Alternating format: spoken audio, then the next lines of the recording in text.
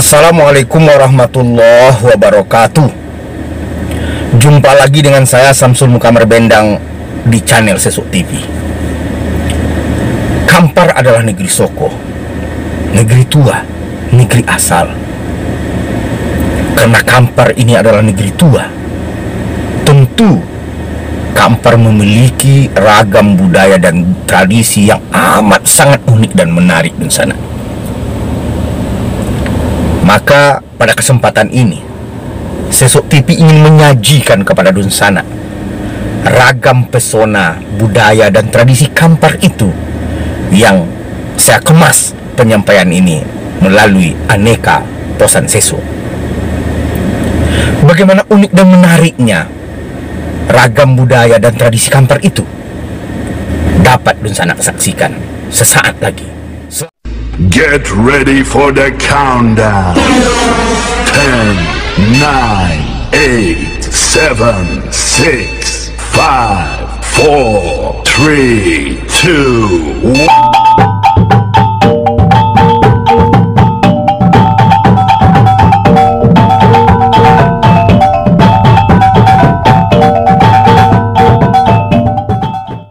1. Assalamualaikum warahmatullahi wabarakatuh.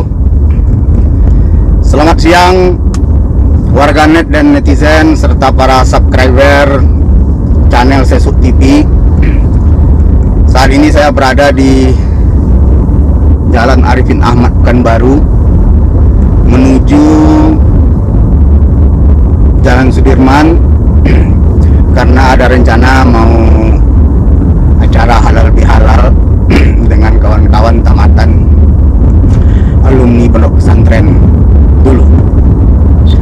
Nah, sambil melewati Jalan Arifin Ahmad sampai ke Jalan Sudirman Pekanbaru, saya mencoba menjawab pertanyaan netizen kepada channel Sesuk TV. Ada satu pertanyaan yang sedikit lucu. Beliau bertanya, kenapa channel ini bernama Sesuk TV? Mungkin para milenial khususnya, mungkin barangkali, atau anak-anak muda, bisa saja istilah Sesuk itu tidak lazim terdengar saat ini. Tapi untuk menjawab itu saya sedikit menyampaikan bahwa orang Kampar menggunakan istilah masa lalu itu, ada beberapa istilah yang digunakan. Pertama ada dengan istilah komwa. Komwa ini bisa saja kejadian itu sudah lama terjadi tapi masih ingat. Contoh, komwa ketika ayah pai mantau kaula misalnya. Komwa ketika waang masih kecil, komwa ketika waang sekolah, komwa ketika ayah bakojo tukang. Itu adalah istilah-istilah komwa yang kalau menurut pendapat saya, komwa itu kejadian yang telah terjadi di masa lalu tapi masih bisa diingat kejadian itu. Ya, mungkin bisa saja 10-20 tahun yang lalu misalnya, 30 tahun yang lalu misalnya. Dan istilah komwa ini saat ini sangat populer digunakan oleh salah seorang Ustadz Al-Mukarram, Al-Ustadz Dr. Buya Kariman. Nah, itu komwa. Ada lagi orang-orang tua kita dulu menggunakan kata-kata zaman seetu. Zaman seetu ini dipopulerkan pula oleh artis Ocu kita Yasir Yatim dalam lagunya yang sangat populer, Zaman Seetu, mengkisahkan cerita ayah kepada anaknya yang ayahnya ini hidup semasa zaman dijajah oleh Belanda dan Jepang. Jadi ayah menciptakan kisah kepada anaknya yang kejadian itu terjadi pada saat kejadian penjajahan Belanda dan Jepang. Selanjutnya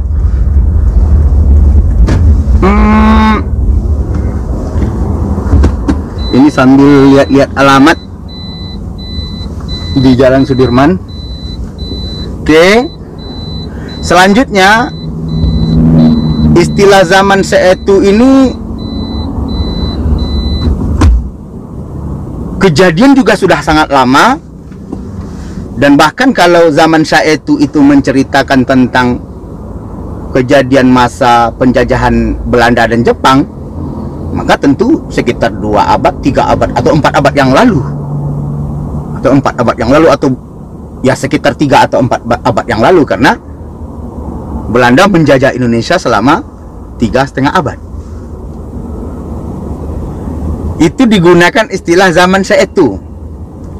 Zaman seitu na orang Bulando, banyak orang kampung yona lai kaimbo, nandiam di bau yona jadi mato-mato. Itu bait syair lagu zaman seitu.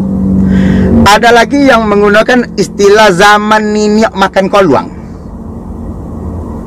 Saudara-saudara bayangkan saja zaman dimana niniak moyang kita makan kelelawar, koluang. Begitu orang tua-tua kita dulu mengistilahkan zaman itu karena sudah terlalu lama, maka zaman niniak makan koluang. Zaman dimana belum ada halal haram barangkali ya, belum dikenal istilah halal haram. Karena niniak itu, katakanlah misalnya benar adanya niniak makan koluang atau tidak benar niniak makan koluang, tapi yang jelas kalau istilah koluang itu diistilahkan untuk dimakan, artinya kan nenek moyang yang belum paham halal haram. Berarti zaman sebelum syariat ada. Itu digunakan istilah zaman niniak makan koluang. Ada lagi zaman tuai. Zaman tuai, datuk hari. Ai kok ada ayah misalnya, ada amak, ada datuk, begitu saking tuanya hari itu, sehingga disebut zaman tuai, yang juga tidak bisa kita bayangkan kapan itu. Tapi itu cara orang tua kita mengistilahkan karena saking terlalu lamanya kejadian itu, maka dikatakan zaman tuai. Jadi baik niniak makan zaman niniak makan koluang, zaman tuai itu sesuk yang ketika zaman niniak makan koluang leh, kira-kira begitu. Sesuk tuai. Bahkan ada satu istilah yang paling tua diistilahkan untuk menceritakan masa lalu, itu adalah sesuk tu Adam. Sesuk tu Adam leh. Kalau sesuk tu Adam artinya kejadian itu diibaratkan, diistilahkan kejadian pada saat ada Nabi Adam. Sesuk tu Adam, begitu saking lamanya. Itu barangkali pemirsa, netizen, sedikit saya menggambarkan soal apa arti sesuk itu sesungguhnya. Nah, kenapa channel ini diberi nama Sesuk TV? Karena channel ini akan fokus pada persoalan-persoalan, akan berusaha mengangkat tema-tema, masalah-masalah tentang masa lalu itu. Bisa saja masa lalu itu pada zaman seitu, bisa saja masa lalu yang dimaksud itu zaman tuai, atau bisa saja masa lalu yang akan diungkap itu zaman niniak makan koluang, atau bahkan bisa saja channel ini akan mengangkat tentang masa lalu zaman atau sesuk tu Adam yang saya maksud tadi. Nah, itulah barangkali para warganet, netizen, dan subscriber channel Sesuk TV, apa yang dimaksud dengan sesuk yang kita jadikan sebagai nama sebutan untuk channel ini. saja channel ini bisa bermanfaat untuk kita bersama, dan mudah-mudahan keberadaan channel ini dapat diterima baik oleh kalangan warganet untuk bisa menginformasikan informasi sesuatu itu, kejadian-kejadian sesuatu itu kepada kita bersama di saat ini. Itu barangkali informasi yang dapat kami sampaikan sehubungan dengan menjawab pertanyaan dari salah seorang netizen. Billahi taufiq wal hidayah. Wassalamualaikum warahmatullahi wabarakatuh.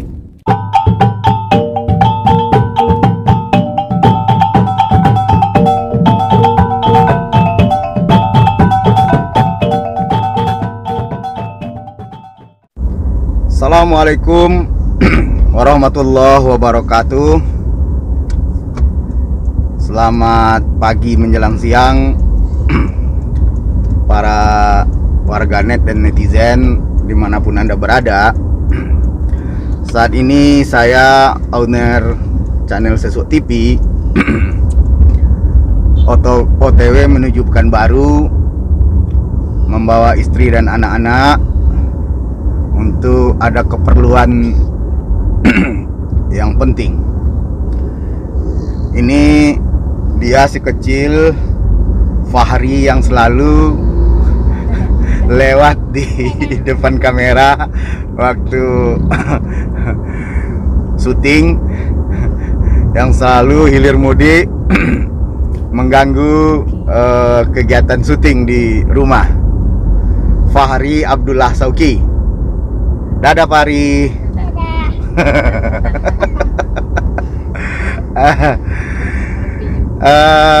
Kali ini kembali saya mencoba menjawab beberapa pertanyaan dari netizen.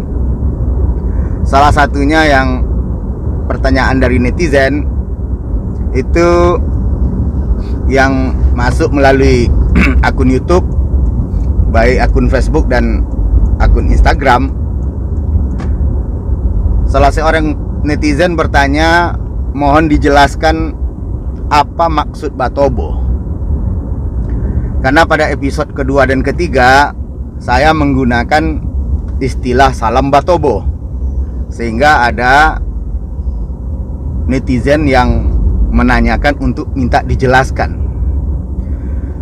Barangkali istilah Batobo ini sudah sangat populer di kalangan kita masyarakat Kabupaten Kampar, bahwa Batobo ini sudah menjadi ikon masyarakat Kampar. Batobo ini adalah sebuah semangat kebersamaan, semangat gotong royong dari masyarakat Kampar yang sudah ada dari dulu dan bahkan sampai sekarang masih tetap dipertahankan. Kendati pun misalnya kegiatan Batobo yang pernah ada dulu itu mungkin sekarang sudah berkurang atau bahkan mungkin sudah susah dicari, tapi paling tidak semangat Batobo itu, semangat gotong royong, semangat kebersamaan dari masyarakat Kampar itu sampai hari ini tercermin dari tradisi Batobo itu. Jadi Batobo itu adalah sebuah tradisi dari masyarakat Kampar dulu untuk mengerjakan sawah. Jadi kalau istilah orang kita dulu baladang, basawa itu biasa dikerjakan oleh ibu-ibu, ama-ama. Jadi orang Kampar ini kalau ke sawah itu memang agak unik. Ibu-ibu yang ke sawah, emak-emak yang ke sawah, bapak-bapak bisa bekerja lain. Sehingga yang mengolah sawah itu adalah perempuan. Jadi biasanya cara mengolah sawah itu secara bersama-sama. Misalnya seorang ibu, dia punya luas sawahnya, misal katakanlah satu. Kalau dulu istilahnya pakai jonjang, bajonjang, sajonjang, dua jonjang, atau istilah lainnya apa istilah ada istilah-istilah yang digunakan untuk petak-petak sawah itu. Sapiong. Sapiong atau 2 piong atau 3 piong, itu istilah petak-petak sawah itu. Jadi misalnya seorang ibu ini mempunyai sekian piong atau sekian jonjang ladang sawah, dan dia kan kalau mengerjakan sendiri itu kan butuh waktu lama, ya. Mulai daripada mungkin misalnya membersihkan lahan di awal sampai mencangkul, ya, sampai pada tahap menanam, sampai memelihara, sampai memanen. Itu kan proses lama. Proses lama itu sementara sawah-sawah kita ini dulu kan tergantung dengan curah hujan.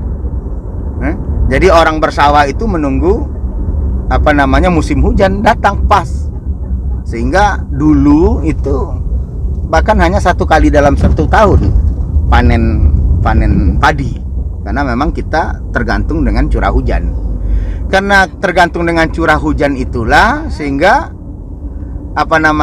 tentu kalau kegiatan di sawah itu dikerjakan sendiri oleh seorang ibu, seorang emak dengan luas sawah sedemikian itu tentu butuh waktu yang lama, sehingga bisa saja waktu kondisi alam yang cocok untuk bercocok tanam padi itu bisa saja terlewatkan karena saking lamanya dia mengolah sawah itu sendiri. Sehingga muncullah mungkin ide waktu itu, pemikiran untuk dikerjakan sawah ini secara bersama-sama, ya. Dikerjakan sawah itu secara bersama-sama. Contohnya ibu saya, emak saya, dia punya sekian petak, nanti ada kelompok-kelompoknya, dibuatlah kelompok-kelompok. Jadi ada misalnya kelompok itu 10 orang atau 20 orang. Jadi ramai-ramai lah mengerjakan sawah emak saya tadi dengan ibu-ibu lain. Jadi ditentukan harinya, hari itu sawah Sianu misalnya. Hari katakanlah hari Senin sawah Sianu, kita batobo ramai-ramai. Pergilah 20-30 orang ramai-ramai besok hari itu untuk datang ke sawah si A tadi dari pagi sampai sore, sehingga 1 hari itu selesai karena dikerjakan bersama-sama. Di hari berikutnya itu sawah si B dikerjakan pula ramai-ramai oleh anggota 20 atau 30 orang tadi. Jadi yang disediakan oleh yang punya tanah, yang punya sawah, hanya makan dan minum peserta 30 orang itu. Hanya makan dan minumnya saja, tidak digaji. Jadi sama sekali tidak digaji kegiatan itu, dan itu yang berpindah-pindah. Hari besoknya ke sawah C, hari lusanya ke sawah D, sehingga 30 orang emak-emak tadi itu terselesaikan selama 30 hari kerja, karena 1 hari putus selesai. Jadi akhirnya kan yang tadinya mesti dikerjakan sendiri tapi dikerjakan ramai-ramai 20 atau 30 orang, pekerjaan itu selesai.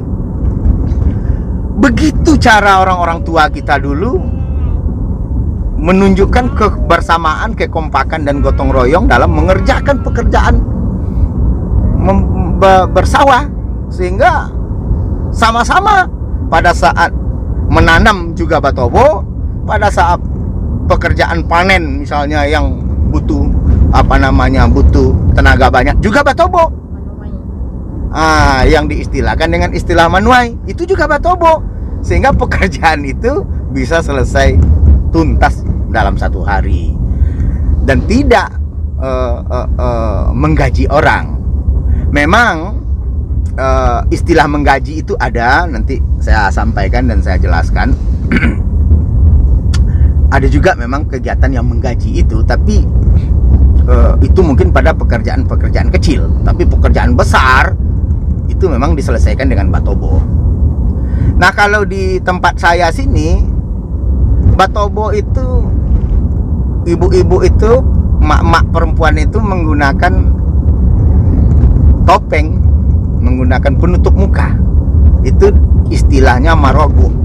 Kalau di tempat saya di Air Tiris itu disebut orang marogo, Jadi semacam topeng yang hanya kelihatan matanya saja, ditutup mukanya, di samping memang untuk biar tidak terkena cahaya matahari. Dulu katanya itu juga untuk menutupi aurat, ya, menutupi aurat, karena katanya zaman-zaman penjajah Belanda dan Jepang dulu suka mengganggu gadis-gadis pribumi yang kelihatan mukanya, sehingga gadis-gadis itu kalau ikut pergi Batobo itu menutup muka dengan pakaian yang tertutup semuanya sampai mukanya yang hanya kelihatan mata. Itu namanya marogo, ya. Jadi tadi sempat saya singgung soal ada juga yang pekerjaan itu yang diupahkan untuk bersawah itu. Itu namanya baju pai. Jadi seorang mak misalnya dia tidak bekerja lagi di ladang dia, di sawah dia, mungkin sawah dia sudah selesai, tapi di sawah mak saya ini belum ada pekerjaan kecil misalnya, maka dibawa orang perempuan-perempuan mak-mak itu namanya baju pai. Baju pai diupah harinya, dan itu sangat murah. Itu sangat murah, yang istilahnya hanya sekedar lebih banyak unsur gotong royongnya ketimbang upahnya. Itu baju pai. Dan baju pai itu juga misalnya mak saya pekerjaan sawah mak saya sudah tuntas, datang kawannya, mak ya besok bisa kosong, bisa nak ke sawah saya, baju pai.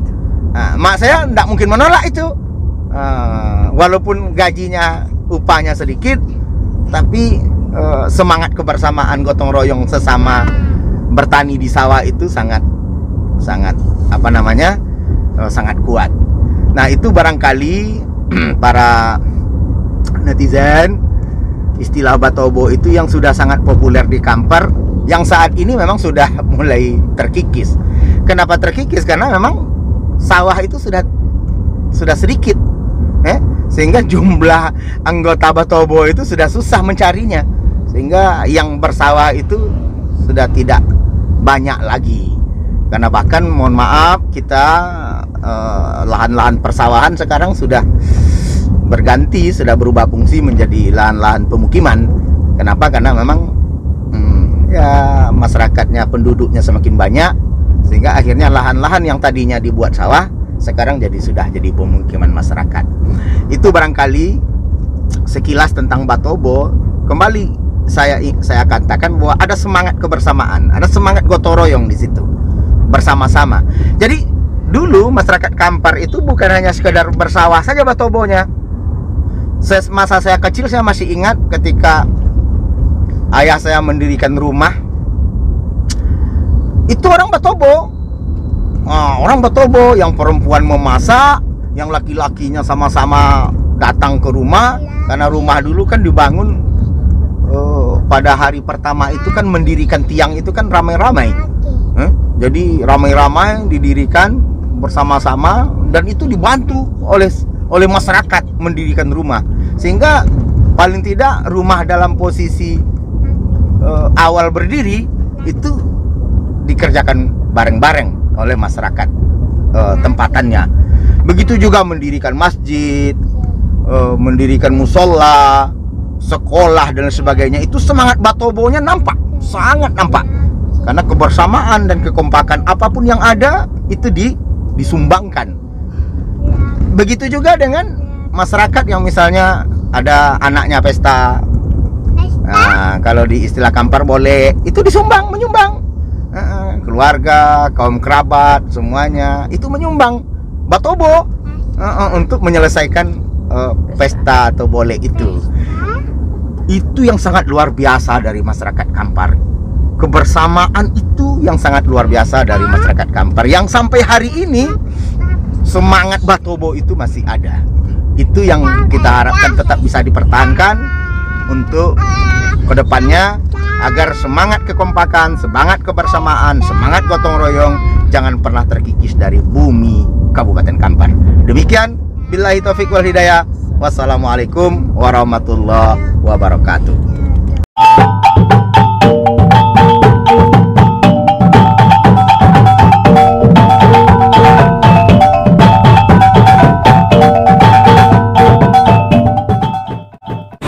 Assalamualaikum warahmatullahi wabarakatuh. Dunsana dan Sobat Sesuk dimanapun Anda berada, malam ini saya Samsul Kamar Bendang kembali hadir ke tengah Dunsana untuk menyampaikan pesan Sesuk. Pesan Sesuk yang ingin kami sampaikan pada kesempatan kali ini sebuah tradisi religi dari masyarakat adat Kampar, yaitu berzanji marhaban.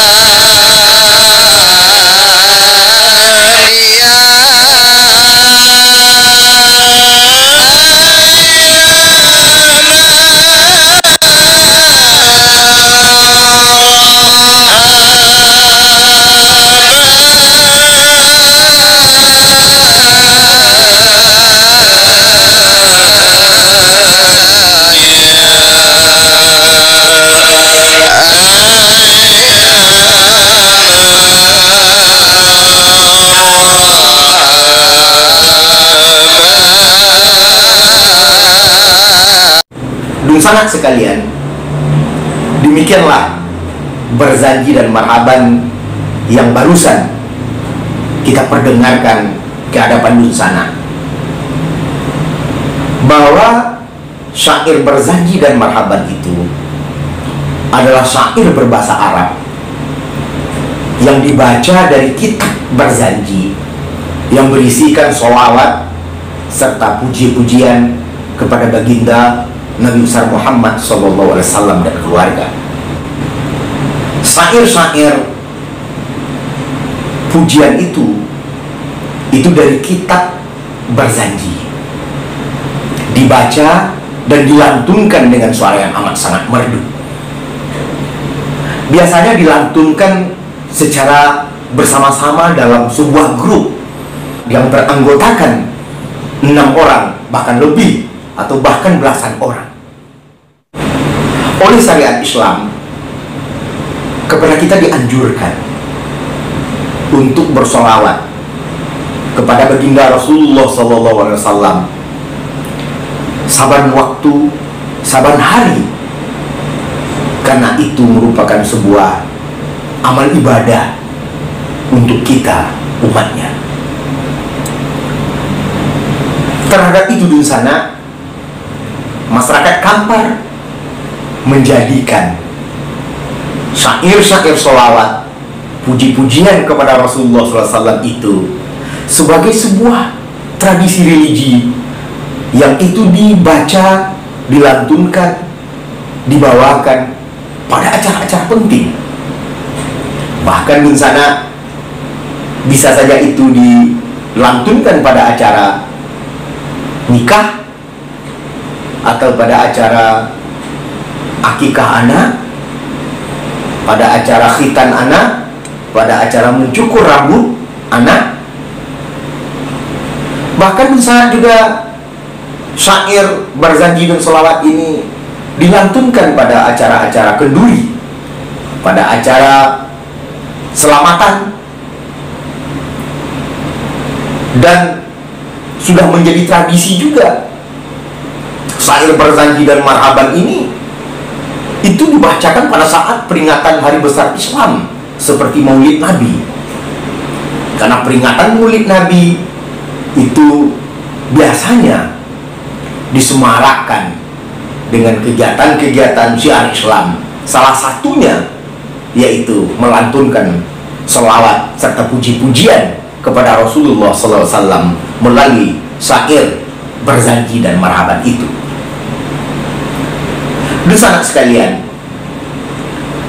ada lagi sebuah tradisi di Kampar yang agak unik dan berbeda memang dari tempat-tempat lain,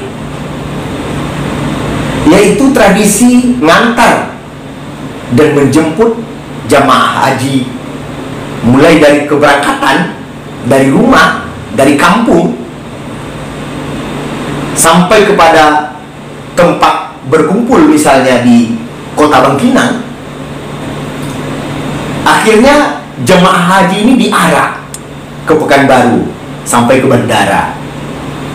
Arak-arakan itu sangat panjang di sana, karena seluruh keluarga Dunsana, Andai Tolan, masyarakat kampung itu secara bersama-sama mengantarkan calon jemaah haji itu sampai ke bandara.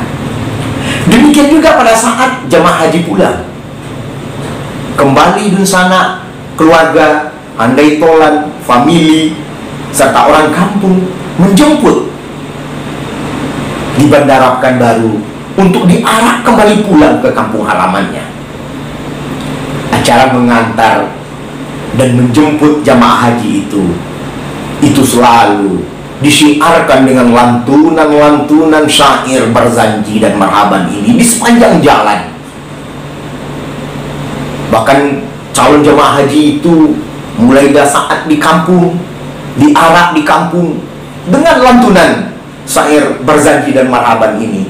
Di jalanan mulai dari Bangkinang sampai ke Pekanbaru, arak-arakan yang sangat panjang itu juga sahut menyahut dilantunkan syair Berzanji dan Marhaban ini. Demikian indahnya Dunsana tradisi religi dari masyarakat Kampar ini, yang ini merupakan sebuah anjuran syariat agama Islam untuk memuji, untuk berselawat kepada baginda Rasulullah SAW. Tentunya tradisi ini tetap akan kita jaga, kita pelihara, kita lestarikan, dan bahkan menjadi kewajiban untuk kita turunkan kepada anak cucu kita di kemudian hari. Demikian dulu sana. Billahi taufiq wal hidayah. Wassalamualaikum warahmatullahi wabarakatuh.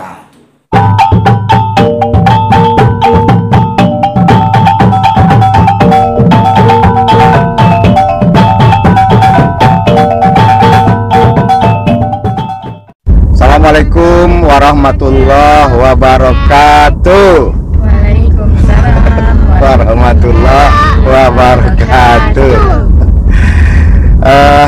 Baiklah para pemirsa, warganet, netizen, dan subscriber channel Sasuk TV dimanapun Anda berada. Pagi menjelang siang ini saya beserta keluarga kembali tampil ke hadapan pemirsa sembari OTW ke tempat pesta salah seorang kawan saya. Ada beberapa pertanyaan dari netizen yang dijawab pada kesempatan ini.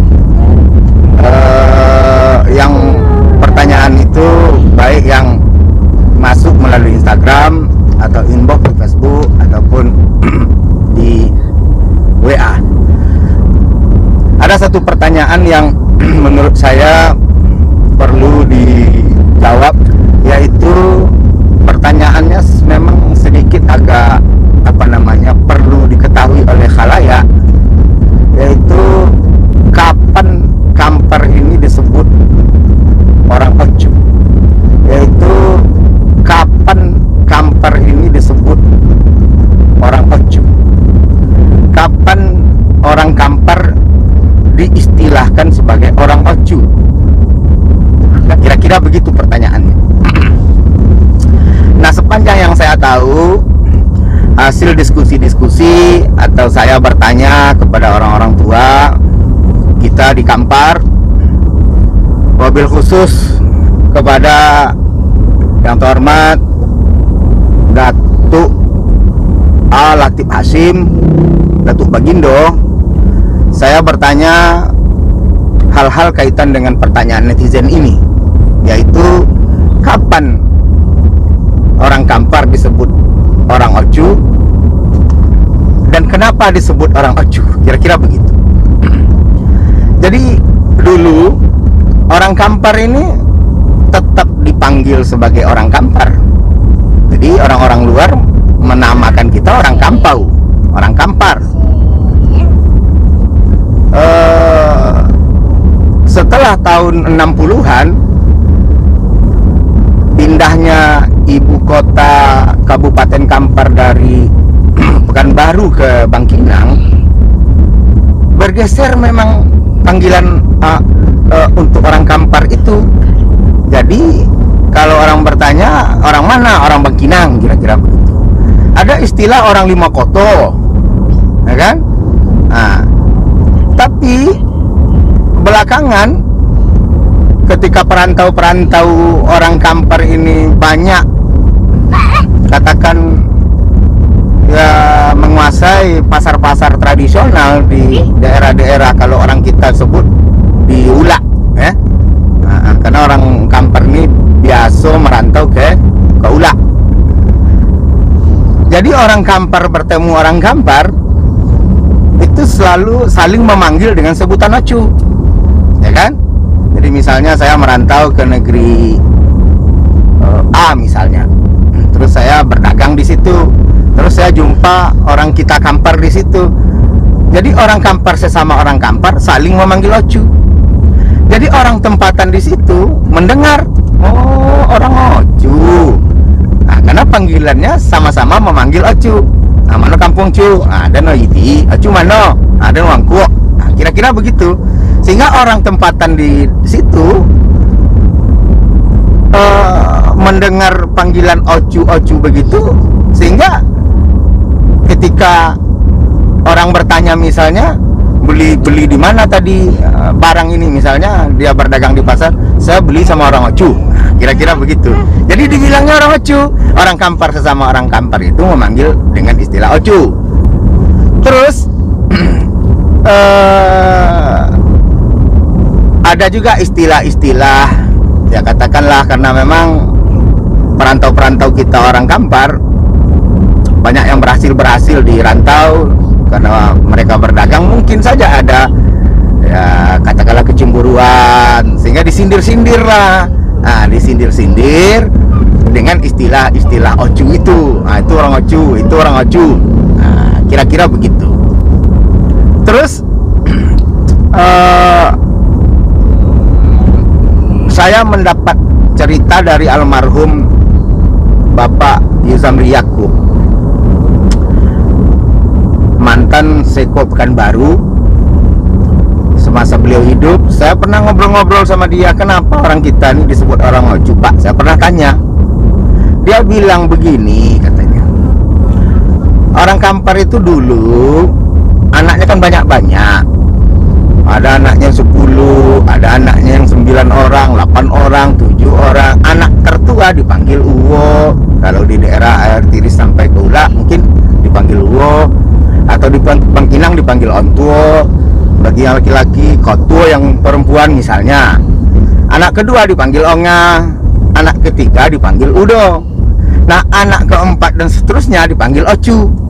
Jadi kalau satu rumah itu punya 10 anak, berarti 1 Uwo, 1 Onga, dan 1 Udo, 7 Ocu gitu loh. Jadi Ocu yang banyak. Jadi kalau anaknya 9, berarti ada 6 Ocu dan 1 Uwo, 1 Onga, dan 1 Udo. Sehingga Uwo ini katanya, Uwo atau anak tua itu kan punya tanggung jawab terhadap adik-adiknya, sehingga dia senang merantau. Nah, jadi anak tua ini merantau, anak yang nomor 2 Ongah juga misalnya merantau, yang nomor 3 Udo merantau. Nah, anak bungsu ini, anak keempat sampai seterusnya malah tinggal di kampung. Jadi ketika ketemu di mana saja, di pasar, kata Bapak almarhum Yuzamri Yakub, yang tinggal hanya Ocu-Ocu saja. Karena Ongah dan Udo sudah merantau, sehingga ocu mana cu. Nah, dan kalau tidak dikenal, orang yang kita tidak kenali namanya dan lebih tua dari kita, maka tak mungkin kita rasanya manggil Uwo, manggil Onga, manggil Udo, karena nggak tahu kita apakah dia anak pertama, anak kedua, atau anak ketiga. Maka yang lazim dipanggil ocu. Anak tua kah dia, atau anak nomor 2 atau nomor 3 pun dia, karena kita tak kenal nama dan tak tahu dia anak keberapa, maka lazim saja dipanggil ocu, karena dia lebih tua. Jadi semua orang dipanggil ocu. Jadi akhirnya istilah itu muncullah dari orang luar Kampar. Misalnya di daerah Dumai misalnya, ketemu orang Kampar karena memanggil ocu, dipanggil ocu. Akhirnya orang Dumai bilang orang Kampar itu orang ocu. Orang mana? Orang ocu. Orang ocu ya? Iya. Kira-kira begitu. Jadi akhirnya begitu juga misalnya di Tembilahan, atau di Rengat, atau di Siak misalnya. Orang Kampar, orang mana? Orang Kampar, orang ocu. Nah, jadi langsung saja memang orang Kampar itu disebut dengan orang ocu. Jadi itu baru pada tahun 60-an sebutan orang ocu itu baru dikenal. Sebelum itu tidak disebut orang ocu, jadi disebut orang Kampar atau orang Kampau. Nah, ada satu hal lagi yang menarik menurut saya para warganet dan netizen. Adat kita orang Kampar ini kan yang menempati rumah itu kan anak paling kecil, anak bungsu. Nah, jadi kalau punya anak 5 misalnya, yang kelimanya perempuan, dialah yang menempati rumah orang tuanya. Nah, jadi selain yang lain bikin rumah, jadi rumah ayah atau rumah emaknya itu ditempati anak paling kecil, anak bungsu. Nah, jadi ada sebuah sebuah keistimewaan katakan untuk ocu itu, anak paling bungsu, bahwa dia menempati rumah orang tuanya. Nah, setidaknya memang ocu itu mendapat keistimewaan dari orang tuanya, dan itu sudah menjadi tradisi di Kabupaten Kampar. Demikian, billahi taufiq wal hidayah. Wassalamualaikum warahmatullahi wabarakatuh.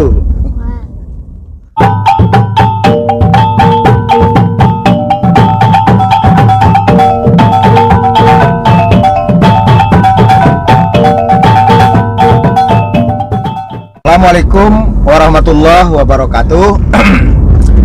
Para netizen dan subscriber channel Sesuk TV dimanapun Anda berada, sore ini sambil OTW ke Pekanbaru, saya dan Yalis Satpol PP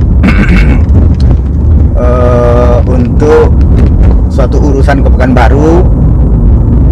Ada ide dari saya memang beberapa hari belakangan ini untuk membuat konten-konten yang judulnya Posan Sesuk, Lis. Posan Sesuk, ya? Posan Sesuk.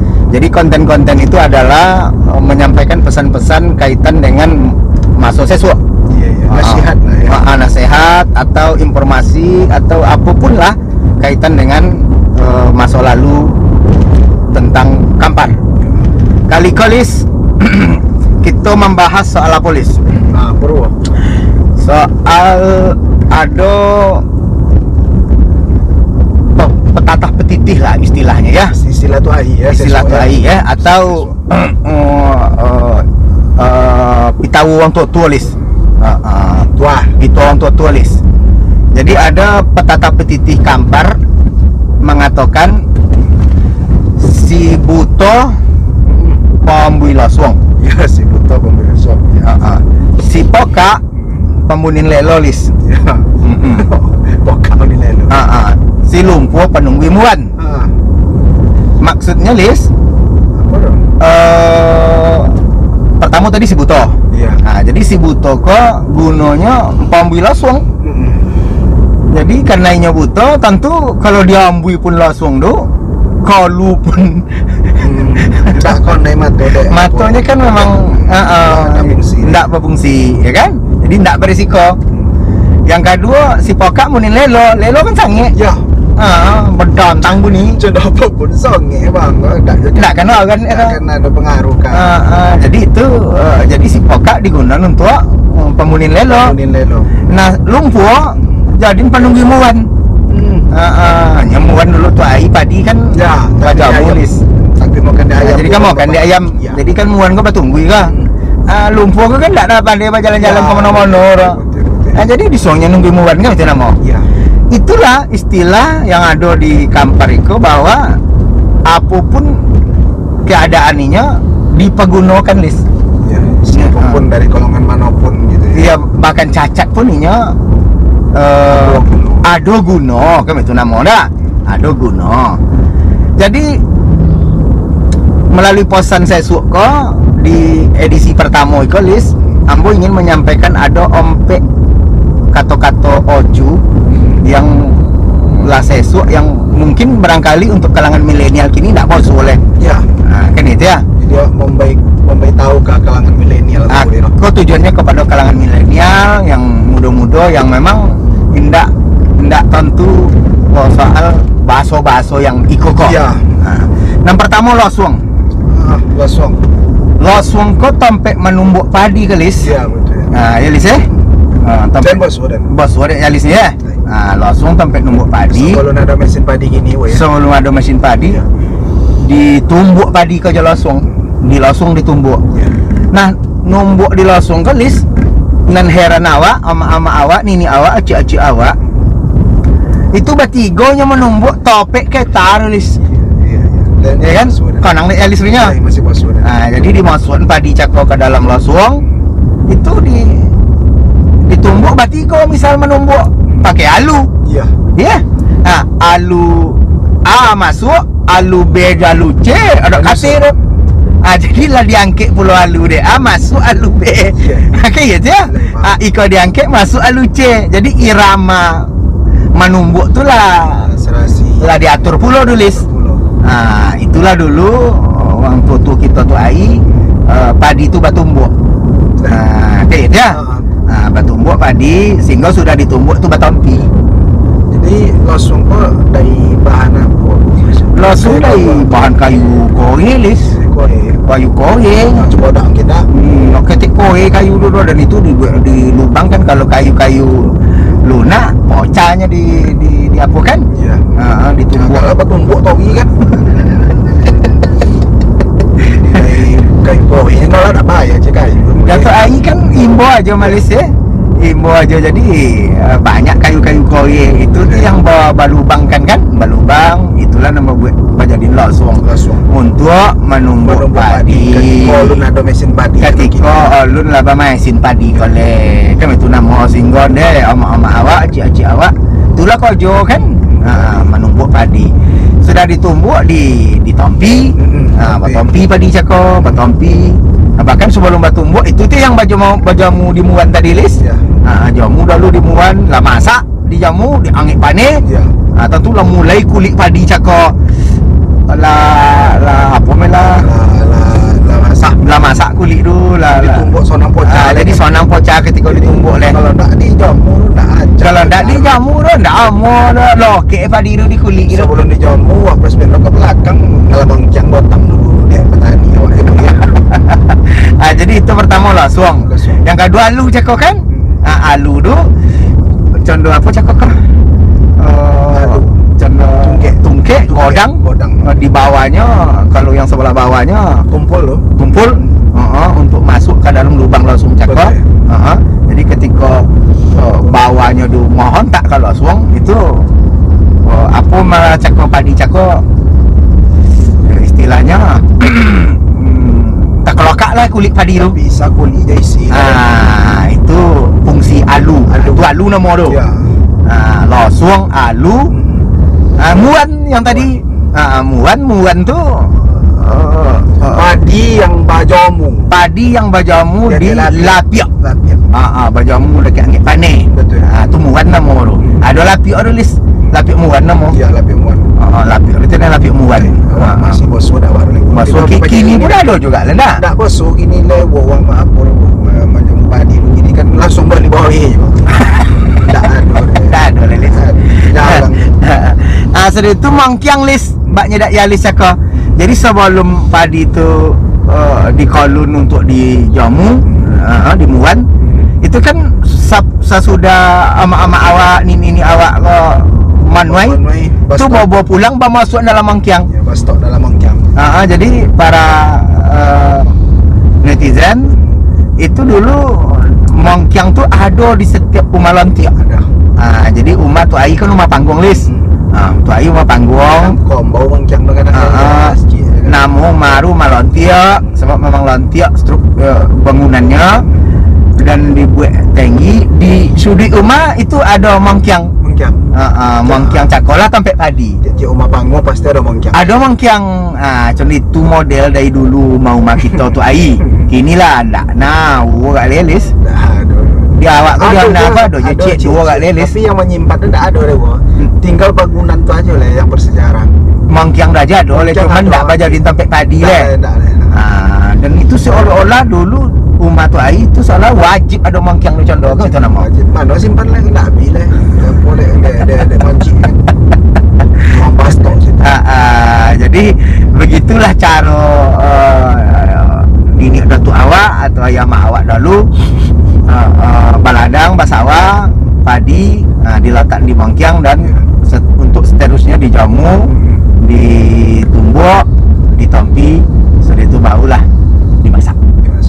Jadi itu barangkali para netizen dan warganet untuk posan pertama, posan sesuk kali kolis episode 1 kita membahas tentang losuang, alu, muan dan mangkiang. Demikian, terima kasih. Billahi taufiq wal hidayah. Wassalamualaikum warahmatullahi wabarakatuh. Waalaikumsalam.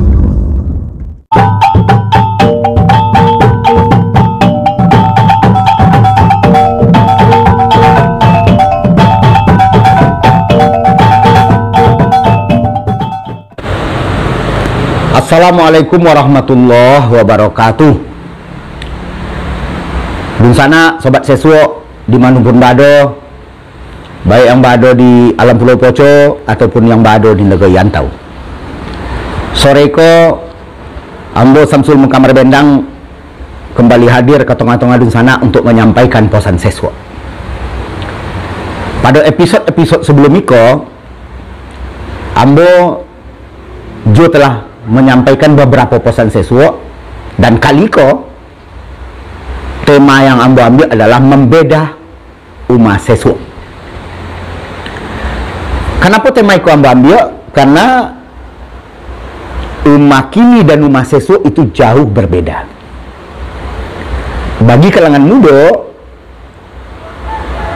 anak-anak milenial, tentu yang belum pernah masukkan tinggal di rumah sesuo, rumah tinggi, rumah panggung, rumah lontiok, itu seakan tak terbayang.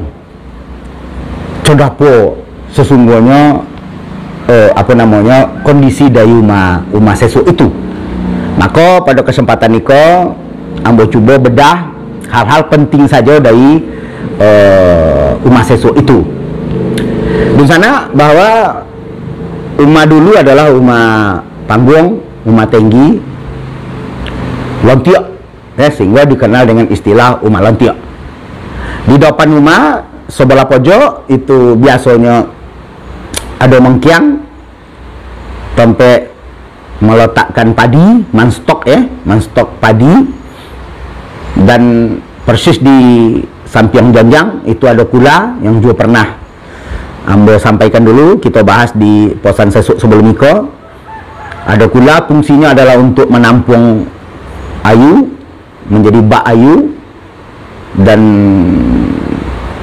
di situ sampai membasuh kaki, ambil mayang, ambil uduk, dan kula itu dipenuhkan mana kalau di musim hujan untuk persiapan ayu nanti di musim kemarau. Selanjutnya di sana karena rumah dulu adalah rumah tinggi, jadi naiknya pakai jonjang, dari jonjang kayu. Nah persis di depan pintu, di pintu persis, pintu masuk itu dulu ada pengodan. Ya. Pengodan itu semacam pagau, tak terlalu tinggi, bisa dilongkai oleh orang dewasa. Itu tempat anak-anak bayi nak janta jatuh ke bawah jonjang, sehingga ketikanya sampai di pintu ini tak stop karena di situ ada pengodan, ada pagau. Itu namanya pengodan. Makanya dulu anak-anak diistilahkan pandai togak pengodan. Karena memang pengodan itulah tempat togak anak bayi, anak kecil, untuk bajau-bajau togak agar anak itu tidak jatuh ke bawah, karena dulu rumah adalah rumah tinggi, rumah panggung, sehingga menghindari anak-anak agar tidak terjatuh ke bawah rumah, sehingga dibuatlah pengodan, pagau, onda yang bisa dilongkai oleh orang dewasa. Terus di sana ruangan-ruangannya memang biasa saja, ada ruangan depan, tengah, ada kamar-kamar, ada dapur. Nah, dapurku yang seketik kita sampaikan, dapur itu memang jauh berbeda dengan dapur kini.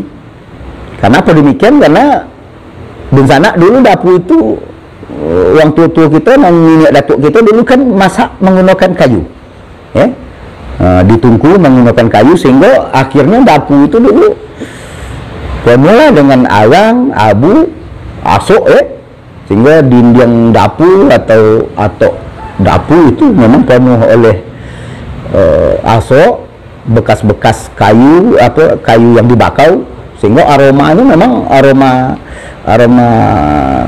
asok, aroma api di dapur itu.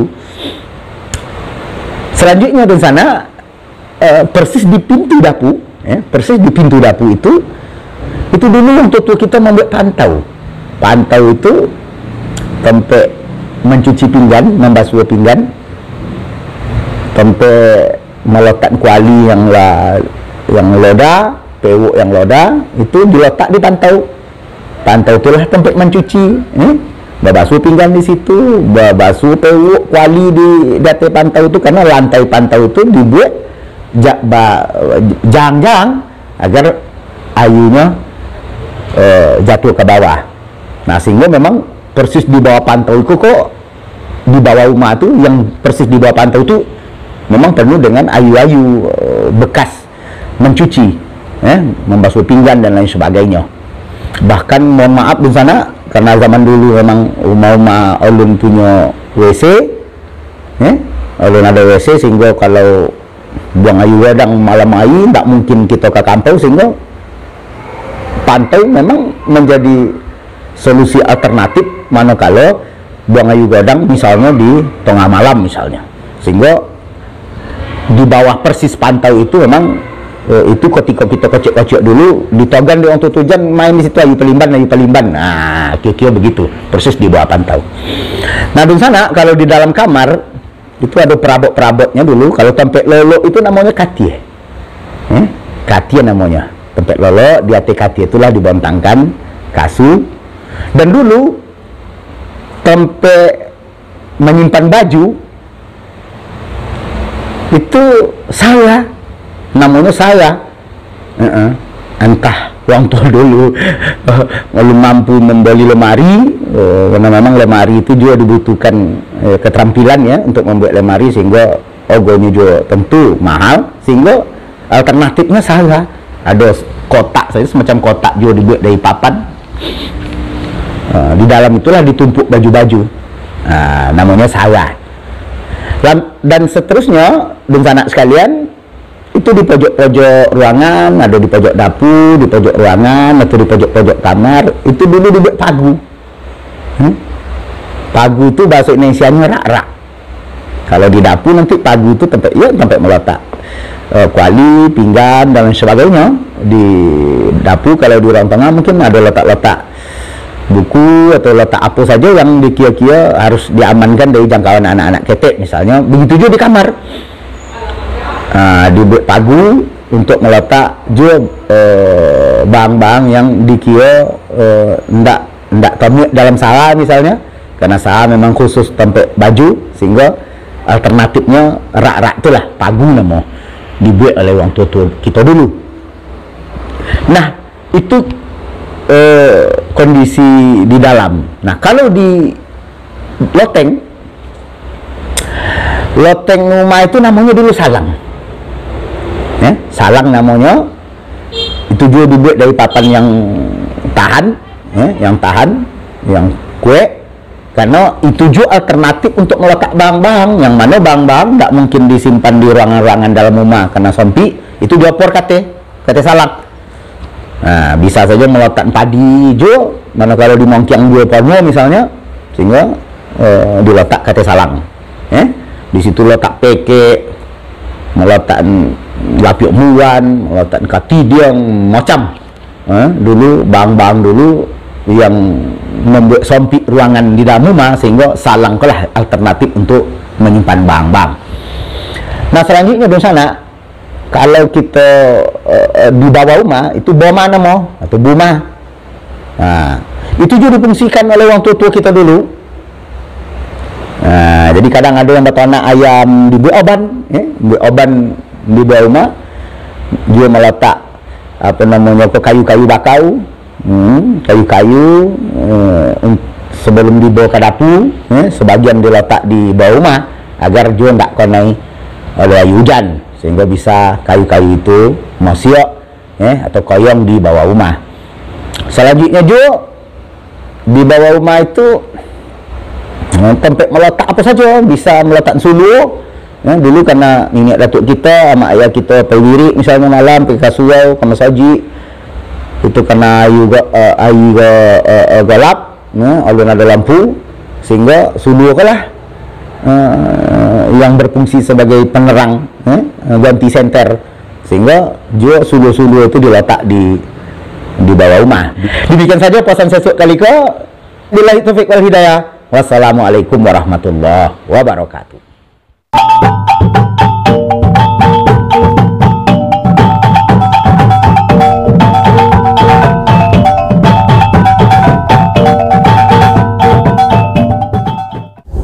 Assalamualaikum warahmatullahi wabarakatuh. Selamat siang Dung Sanak dan Sobat Sesuk dimanapun Anda berada, baik yang berada di alam Pulau Poco ataupun yang saat ini sedang berada di negeri rantau. Saya Samsun Kamar Bendang siang ini kembali hadir ke tengah Dung Sanak untuk menyampaikan pesan sesuk. Kali ini saya menyampaikan sebuah falsafah masyarakat adat Kampar. Falsafah ini kaitan dengan sebuah semangat kebersamaan, kekompakan, gotong royong, serta persatuan dan kesatuan dari masyarakat adat Kampar. Falsafah itu adalah kabuki sama mendaki, kalua sama manuun, nemboek sama dipikwe, neningan sama-sama dijinjong, tati langkui sama-sama makan tanah, tati lontang sama-sama minum ayu. Demikianlah sebuah falsafah masyarakat adat Kampar tentang kebersamaan, persatuan, dan kesatuan. Yang falsafah ini turun-temurun diajarkan oleh nenek-nenek, datuk-datuk kita dulu, bahwa kita masyarakat Kampar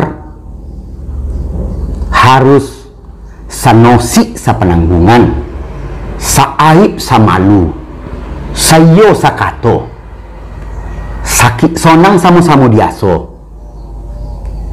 samo malangka seyong sajalan, saling mainen, saling menjagokan, samugi sama balabo, kalau balabo sama-sama mendapet, kalau lupa inget mainget.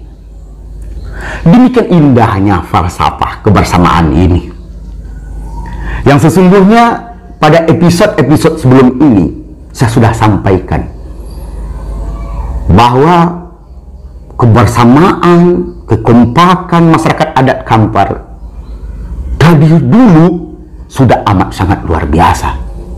yang tercermin dari tradisi Batobo. Bahwa tradisi Batobo sudah mengajarkan kepada kita bahwa menyelesaikan sawah secara bersama-sama, membangun rumah juga bersama-sama, membangun masjid, membangun musola, membangun sarana pendidikan, itu dilakukan secara bersama-sama, gotong royong, Batobo, yang diajarkan oleh falsafah yang kami sampaikan tadi. Bahwa kabuki sama mendaki, kalulah sama-sama menuun. Tiba dibawa sama-sama dipikue, tiba diingan sama-sama dijinjong, tati langkui sama-sama makan tanah, tati lontang sama-sama minum ayu. Itu artinya senasib sepenanggungan itu, seaib semalu itu, seyosakato itu, yang falsafah ini alhamdulillah masih tetap kita pertahankan, kita pegang, kita jalankan dalam kehidupan kita sehari-hari. Agaknya falsafah ini harus menjadi landasan hidup kita masyarakat adat Kampar untuk tetap kembali kita turunkan kepada anak cucu kita di kemudian hari. Demikian, billahi taufiq wal hidayah. Wassalamualaikum warahmatullahi wabarakatuh.